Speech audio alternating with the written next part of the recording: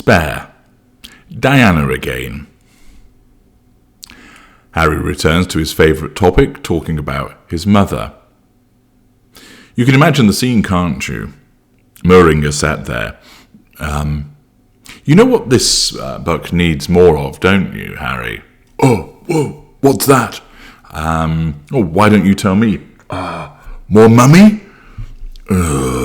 Thinks Moeringer. But the fact is, of course, notwithstanding that she died 25 years ago, people do remain fascinated by Diana, Princess of Wales, not least, of course, her second son.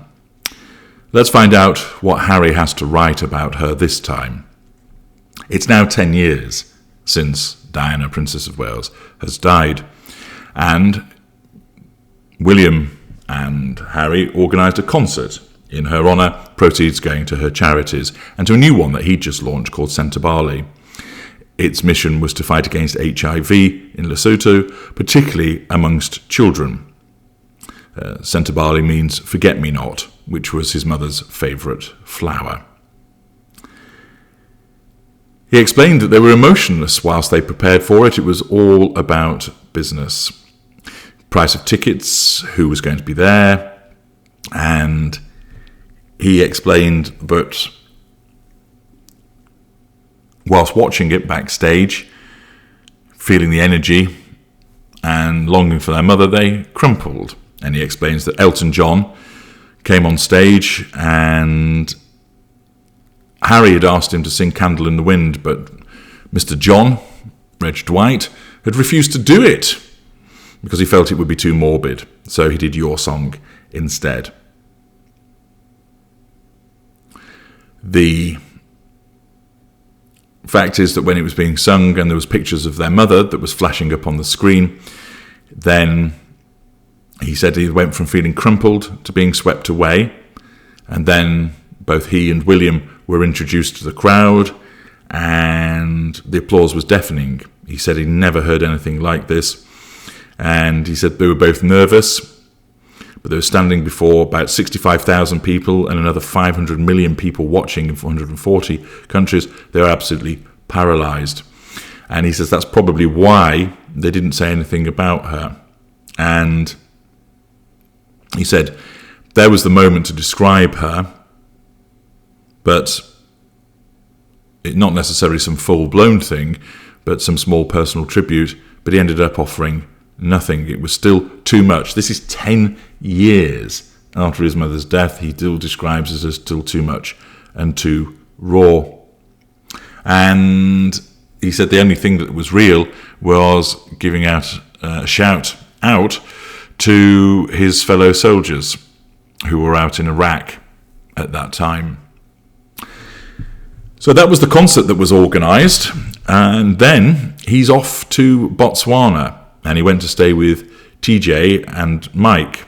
Adi was there as well, and he said it was a major step because it was a convergence of those four special people in his life. He was there with Chels, as he calls her, and it was similar to when he brought Chels home to meet his mother, and it felt like bringing him home to meet mother, father and big brother. They all love Chelsea, that's TJ, Mike and Adi. And then he was told that they were going out for a walk, so he did. And interestingly, he talks about how TJ told him to bring a hat and sunscreen, otherwise he's fry, and he would go, "Okay, Mum." And he felt shocked by that, but thereafter he called her Mum all of the time. And he called her Mom rather than Mum. He said it was a happy visit, but apparently he admits to there being a subtext of stress because of how much he was drinking. And he says that they took a boat trip and he was drinking Southern Comfort and Sambuca. Sambuca Gold by day, Sambuca Black by night. And he said he was enjoying himself, but he felt that he was dealing with his own anger and guilt about not being at war. And he wasn't dealing with this particularly well. He said those around him said nothing, maybe they didn't see anything, or maybe he was doing a good job of covering it up. He said from the outside, the drinking looked like partying, although, of course, he might just be deluding himself there. But he knew something had to change, so he went back and had a meeting with his commanding officer, Colonel Ed Smythe Osborne. And he then describes what he was like and the way that he admired him, but he said that he needed to get back to operations, otherwise he would have to quit. And he wasn't certain whether the colonel believed him with regard to this.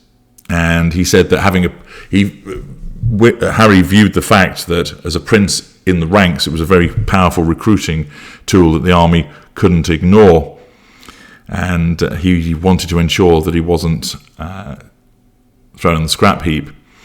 He explained that Iraq was completely out of the question, but that Afghanistan would be an option, it being the safer option.